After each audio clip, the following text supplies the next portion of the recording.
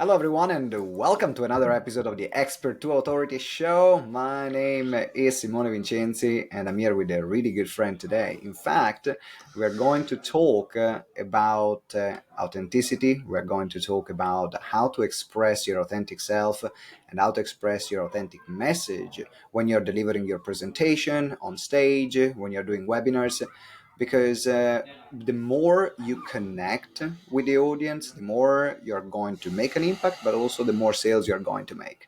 And so that's why we are exploring this topic today. Now, to introduce Sebastien, is a four-time TEDx speaker. He works with business leaders to refine their message and speak on stage. From my experience and the way I've seen, he's a master in communication, and in particular, expressing your authentic self when delivering. I've seen him first speak at an event. We were both speaking together called the Nomad Cruise. We were both speaking on the ship, and more than 300 digital nomads were there. And there was something that really captivated me during this presentation. No slide, him, the audience. He had the audience in the palm of his hand throughout the entire presentation.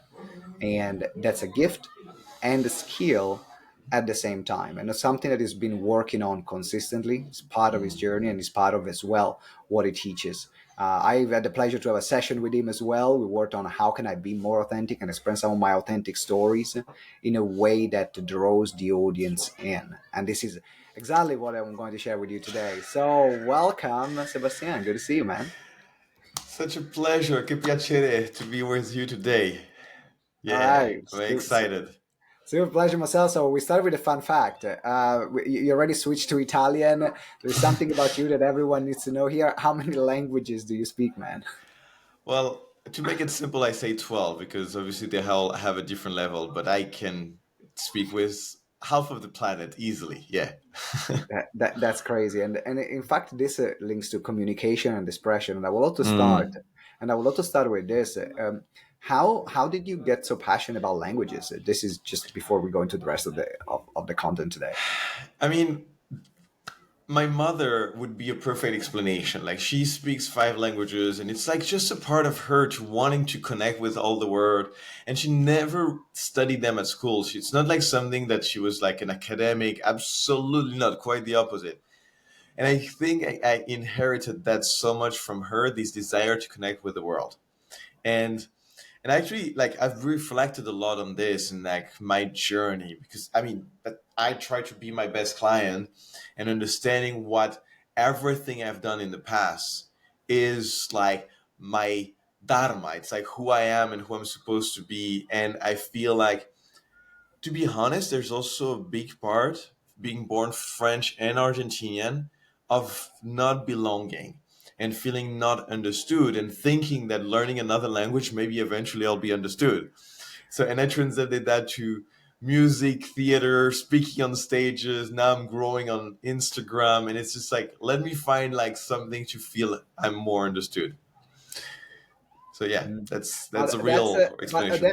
but this is not just about languages because it is part of who you are as a human being, and also it is us like entrepreneurs like myself, people that are using communication with whether it's webinars or speaking.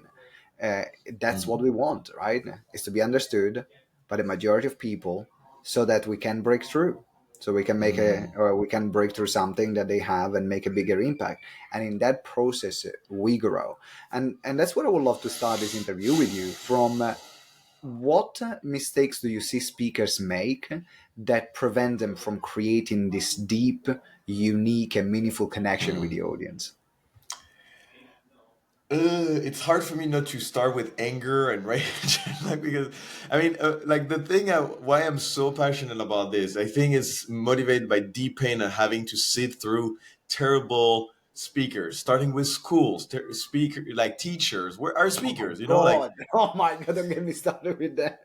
it's like the lack of engagement is assuming that you deserve the attention of the people sitting there. And obviously, like you might have like seven Nobel Prizes, I don't know, but it doesn't guarantee the attention. And I believe that you should grab people's attention, even if they're there, if they're already sitting. the fact that they're giving it to you doesn't mean that you already deserve it. And I'm like, obviously, as soul, you deserve to be seen, but it's still like get you get to find, how do I articulate my thoughts in a way that I'm speaking to them. So one thing I love doing is like teaching my clients to tell their story from the universal perspective. So ironically, we dive as deep as possible into your story, and like we've done that together. Like the initial steps, where like we're looking at Simone's story, like looking at something that no one else has ever experienced, will ever experience. It's your story, and from there, we're looking at, how is this a universal story? How is that something that 90% of the audience will relate to? And to really look at like, I want to make it very simple for people to understand, like, because if they are making this mistake, they need to know, is they are often way more in their head, in their structure, in their poor points, if they use them in. And for me, I always refer it, it's like behind me, up, on the right side. It's like the memory, like what am I supposed to Mm. say next? What is like the next logical thing? The eyes go up. You're like, you see speakers doing this, like, oh yeah, and then yeah, the thing, and la la la. Instead of being like, here, if you want to connect with the audience, you have to be not looking into their eyes. You have to be inside their eyes. Like, I really feel like I'm going out and with my virtual hand grabbing people's eyes and being like, look here, can't look away. So yeah, the mistake I would say is like being somewhere else than in the person that they have in front of you. What's happening though that gets someone to not be there? Because I can say, okay, play devil's advocate right now. It's easy said than done, right? Yeah, Because as a speaker, we got trained and we get trained to remember to create a presentation, remember what we got to say, because also we have a flow. Like it's our responsibility to take the audience on a journey, yeah, and you have a very different way of approaching it, and that's oh yeah. what really stood out from every other speaker that was on the cruise there. From what I Mm, saw, is like, yes, you are there, you are present, but so what's in the way of people from experiencing that yeah. presence, Number from being one is complexity. The one thing I tell my clients is like, if you cannot put your talk on a post-it note that you can read from 3 meters away when it's on the ground, your talk is too complex for you. If your talk is too complex for you and you need too much effort to memorize it, how do you expect someone who hears what you've been passionate about and studying for years, they're hearing it for the first time and you're expecting them to get it, memorize it? You don't even do it yourself.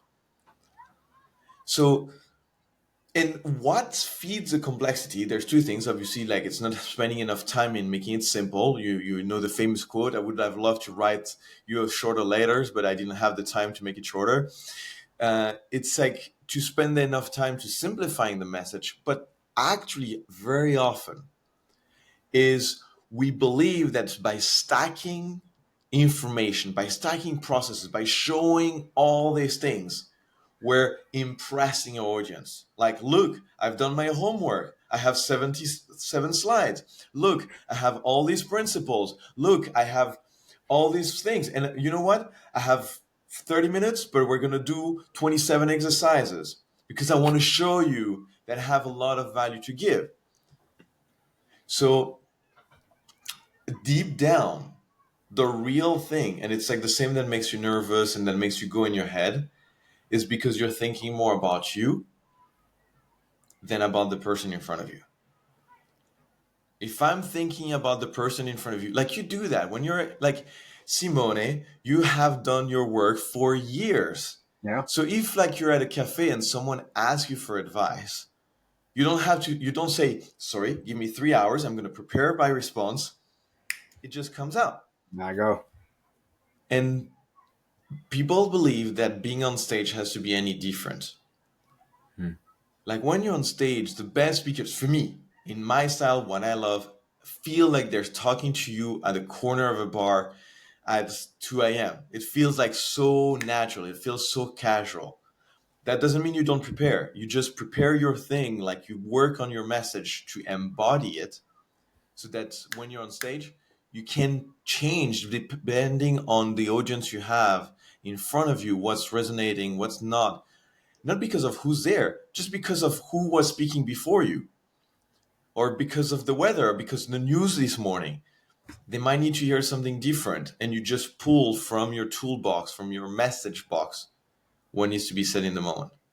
Yeah, there are a couple of things that we're going to explore. One, we're going to talk in a moment about authentic message, and then also we're going to look at embodying the delivery, authentic delivery. So there are just two parts that I want to explore with you, because Yeah. these were the parts that when I had a session with you, they were really key to me, when they really stood out for me.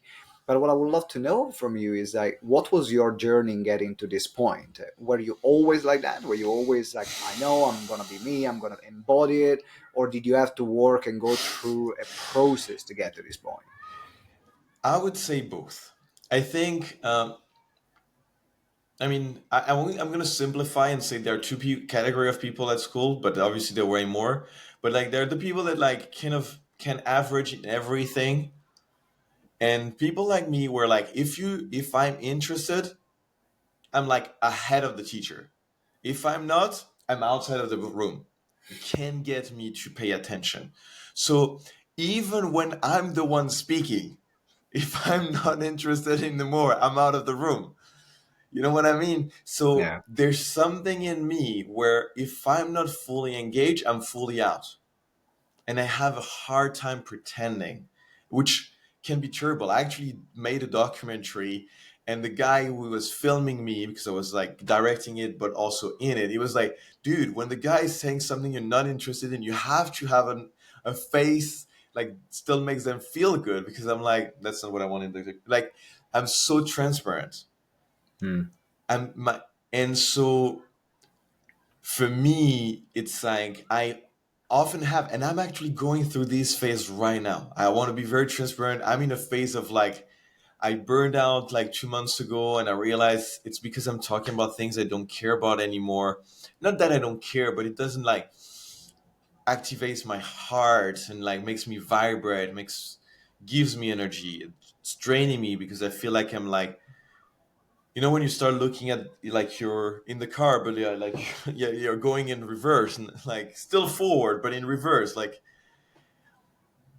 I need to continuously upgrade. There's a moment like the languages. Yeah, I speak the 12 languages, but there was a moment I'm like, you can't get me to talk about it. I'm like, I'm not passionate about it anymore. Hmm. So yeah, the curse is like, if I'm not in it, I'm out, which can be terrible when I'm not finding what is it the thing that I'm in, because then I have all this energy I don't know where to put. And on the other side, when you find it, I'm unstoppable. Like, there's it's not like there's no wall that can stop me. There's no more walls anymore.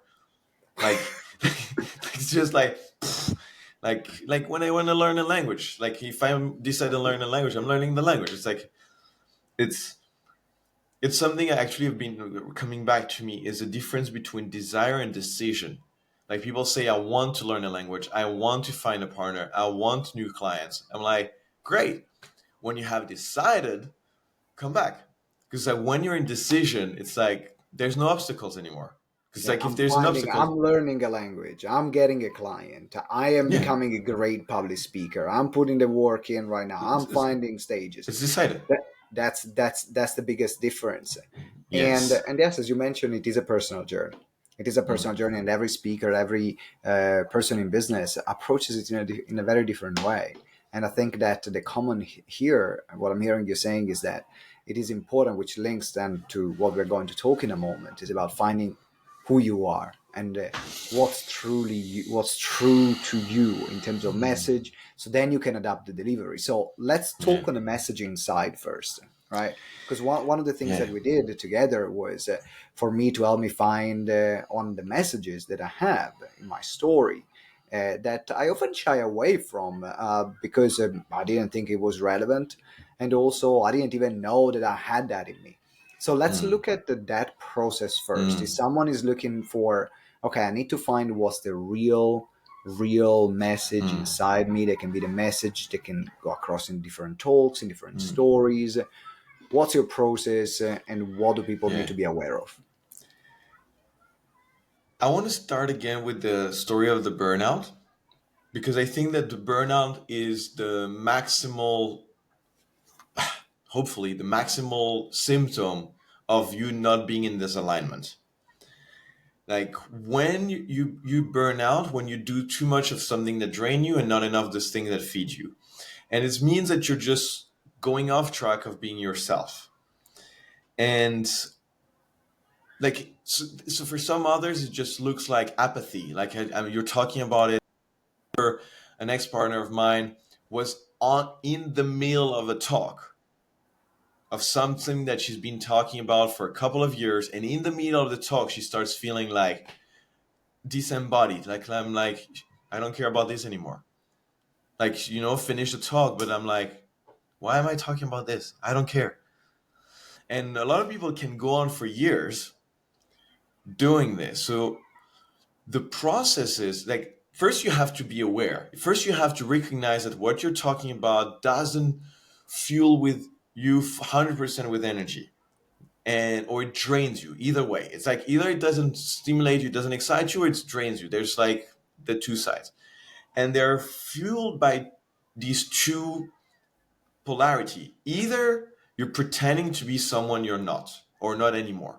Like you're adding, like, so a metaphor I see in my mind and I often use it is like you are a sculpture of gold. Like every single human being is a sculpture, a living sculpture of gold. It's pure gold. Every single human being is precious.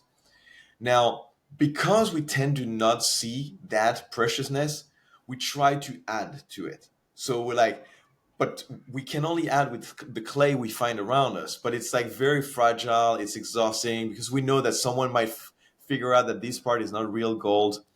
Like it's like you just poke. So like when you're trying to protect, like it works also in sales when you're telling people like, oh, I can do this for you, but you don't feel like you don't have the full alignment, and like the fake it until you make it. But it's like, but you don't really. It's not really you anyway. So even if you could, why? And then there's this other part. So there's one where we spend a lot of energy in like pretending something we're not, and the other one we're spending a lot of energy holding back. So if you're like mischievous, I'm thinking of you now. If you're a mischievous, playful basketball player and you're trying to hide that side when you're on stage because, oh, here I'm supposed to be serious, here I'm supposed to be something. And of course, you also might have the other side, but if there's no space for that side to come out, it's like you're kind of spending energy. Shh, no, no, no, don't come out, don't come out. And all that energy that you're putting to block that is getting away from delivering the true message that you Yeah. have to share. So this is like more the theory, but in practice is really looking at who you are. And like I mean, that's a longer process I do with the clients, is really looking at all the stories, all these elements, these ways of being, and finding how to bring that on stage. Because you don't have to come on stage with a basketball. You can, but you don't have to. It's like, it's if you don't feel it's necessary. But the energy of the basketball player is really so strong in you, because I see that it has to come on stage. I have a friend whose passion is so strong in bachata. I'm like, you need to find a way to bring bachata on stage. The bachata dancer. It's like whether it's a seducer, how it's the way you move, because you have so much energy every time you talk about bachata. You light up. So how can we bring that essence onto the stage, because it's going to be part of you. I'm curious from your side, which one are some of the energies that you bring on stage that are authentic to you based on who I you are mean, and the your background? thing I want to talk about the one that I might have hidden, especially. Actually, I want to talk about both. The things I have hidden maybe is the actor. I didn't fully recognize the fact that I used to perform like with improv theater. It was like, for me, it's like a thing of my past. But now I'm realizing, no, it's like I'm still like, like I still have this very strong performer in me, and I didn't fully own it because it felt like arrogant, maybe egocentrical, like shine the lights. And I was like, yeah, but like actually I enjoy it, and the more I enjoy it, the more my audience enjoys it, because we love people who are enjoying themselves. Like, it gives us pleasure. The story about the language that I was sharing with you, and like how it's about me feeling, it's a mix. Like, the negative is feeling disconnected and misunderstood. The positive is wanting to connect with the whole world. I really like borderlessness. Things I maybe have hidden is maybe challenges I've had with finances, or things that I force is helping people with themselves, which, even though I have successfully myself and help clients sell very high ticket, it's not really where like, that's not my center. It's like part of the things I can do. But if I put this in the center, it's like, again, I'm off balance.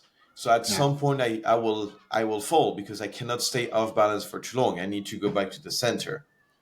I can still talk about this, but I cannot make it central. Does that make sense?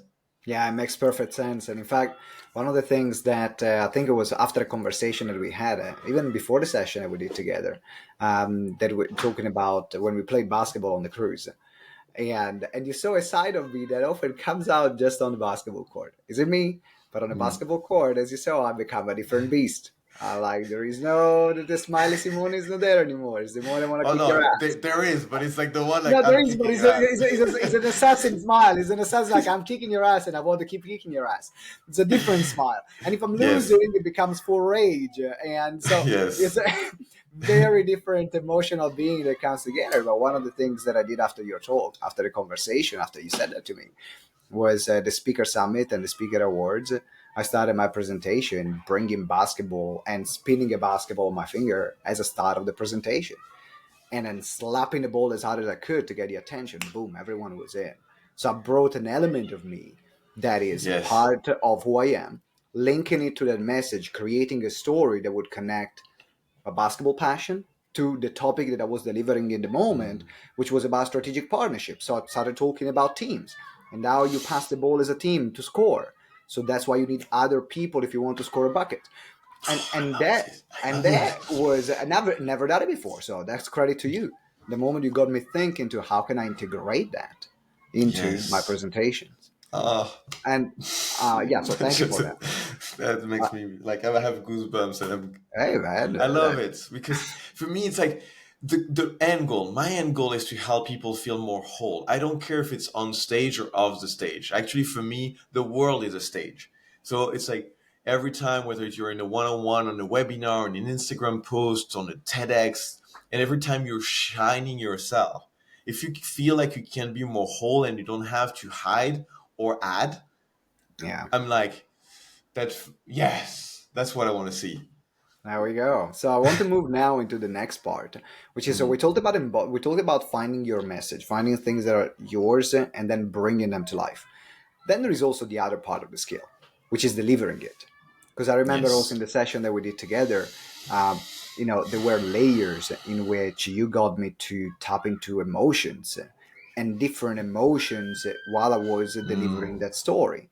And normally, I put when I present, and it's been serving me very well, but I know there's been a limitation so far to where I want to go. There is the showman Simone comes on. Hey, Mm. welcome! This is another episode of the Expert to Authority Show. Welcome to the show, Simone, performer. Yay, he's here, and I can do that really, really well. And Mm. I started doing it from the beginning. And I remember even Lovelda would say sometimes she sees me on the presentation, and she would say, "That was not you. That was Simone's performer." Okay. Mm. And so I've been looking and exploring over the past few years about how can I use Simone Performer consciously, but also consciously step into other expressions and expressing other emotions more fully. Very uncomfortable process because it is accessing part of myself that I've not been able to access before or that I've not learned how to access before. But if you can expand a bit on that process, because bringing emotions to life during a presentation, it is a skill. It is Yeah. an important skill. I want to talk about why it's important, why people don't do it, and how to do it. Let's go. The why is, we're emotional beings. And so if we talk, and that's what most people do, is like, I describe it as flat. It's an emotional flatness. So from beginning to the end, it's the same kind of emotion. So if you're like the Simone performer you presented to me is like enthusiastic. So it means that if you're staying flat, that means you're getting enthusiastic throughout the whole presentation. If it's a 10-minute presentation, it's okay. 20, 30, 50, like It's a the lot. way I see it, you push the same button. So the like every like the body, the way body reacts, if I press the same button for a while, like the nerves start sending less and less information. And so what you're doing is like you're numbing me because I'm getting used to whatever emotion it is. It's like it, and you can choose any emotion on the spectrum. If you're flat, I'm gonna you're gonna lose my attention progressively. And and and so what you want to do is to play with the emotional contrast, because the more emotional contrast, the more I'm like I'm going through all the spectrum and you keep me engaged. Obviously you have to do it genuine, otherwise I feel like you're trying to move me and I'm like, I don't want yeah, you'd go do your dance. I'm staying here. But if you are going through that emotional journey, you're gonna hook me. The second reason why you want to do this is because you want to hook people at their current levels of emotion.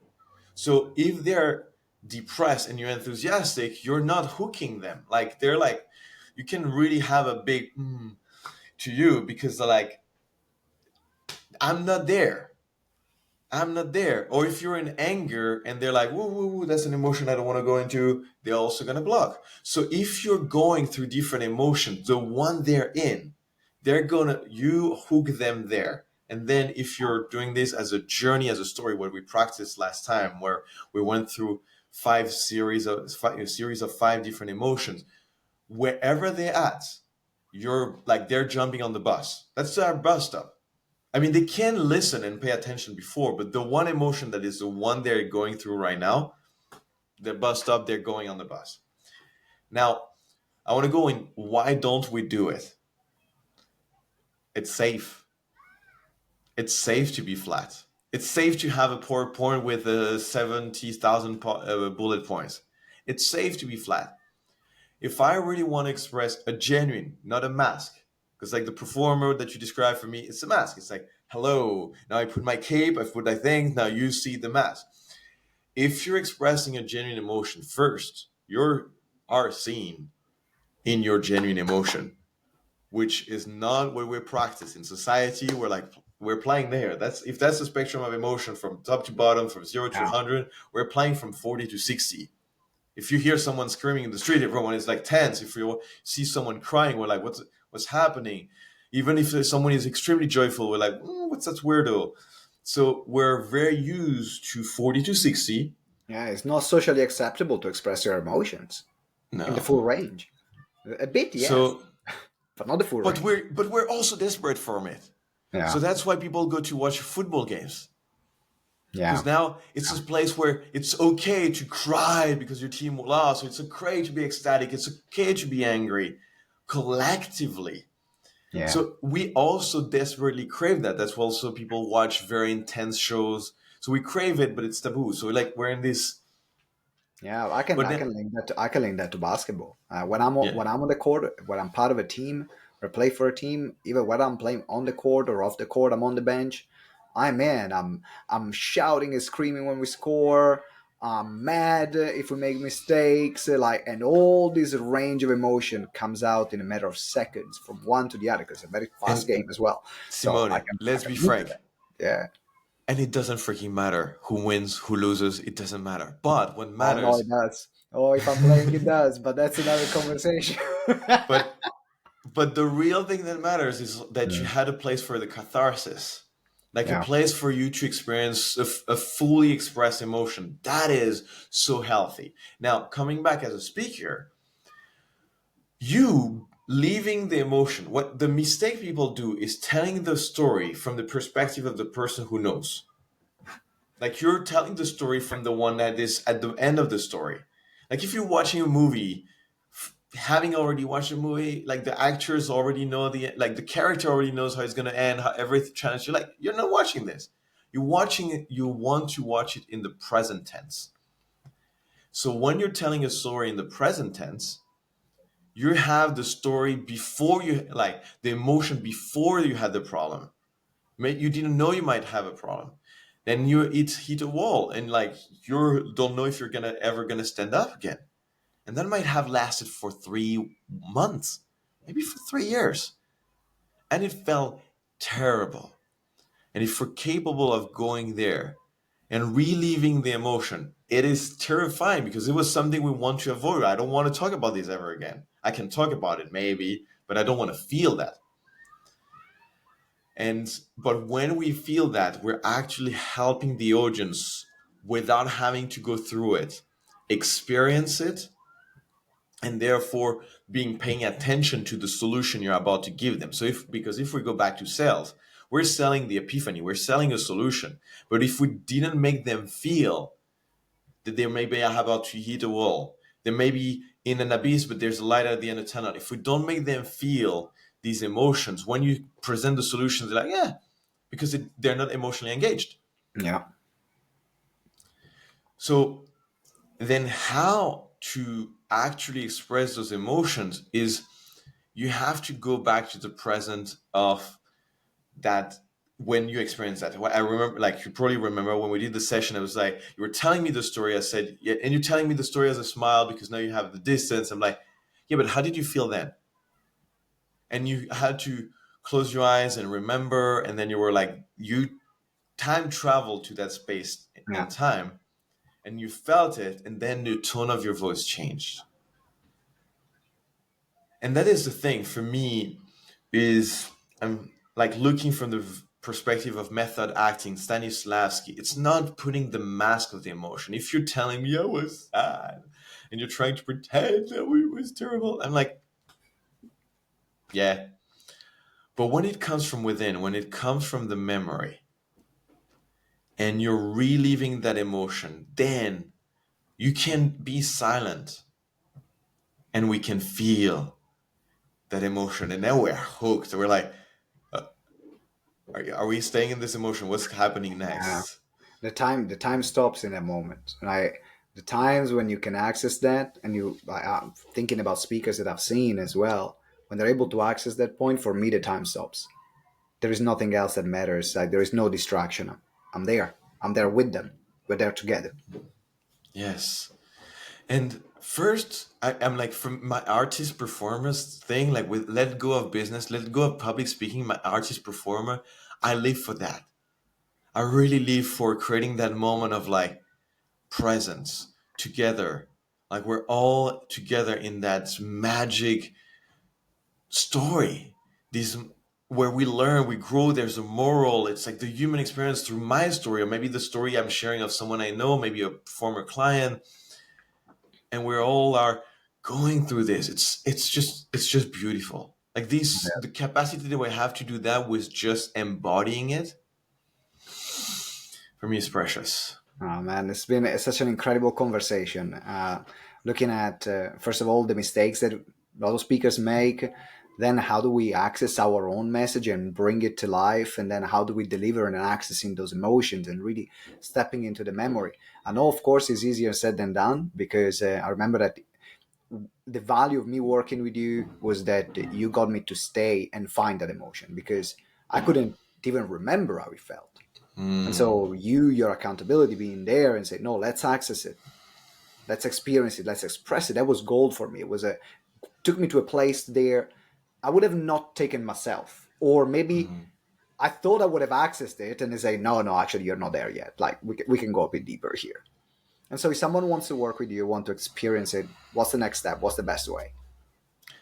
Well, now the best step to be in touch with me, Instagram is the platform I want to push. So if you like want to learn passively from me, that's where you need to go. Follow me on Instagram. I'm going to share much more content on all these things because it feels like a calling to go beyond the people I can reach physically. And then from there, I'm running some group coaching programs. We're actually talking about doing something together. I'm working with a few partners on different programs. And obviously, for those who really want to have what you experience, like this last push to the last, yes, like to the breakthrough line and do that in one-on-one. you're right to me. We have a conversation. If there's alignment, let's create that. Because what I want to say maybe last is that by finding your story, your unique message, the one that is like no one else can tell, not trying to be someone else, not hiding who you are, and you deliver that story powerfully, you're using what you've learned to help someone go through this so much faster, so much with much more ease, and you create a much bigger impact. And obviously, the people you attract when you do that are the right people. Instead of attracting random clients, you attract the right clients because it came for who you are. Yeah, 100%. So thank you very much, Sebastian. Make sure you reach out. So follow him on Instagram. The link is going to be in the show notes. So scroll down. You can connect with him on Instagram. Send him a message. See when he's running the next training. And then until next time, always remember that together we grow exponentially. Ciao.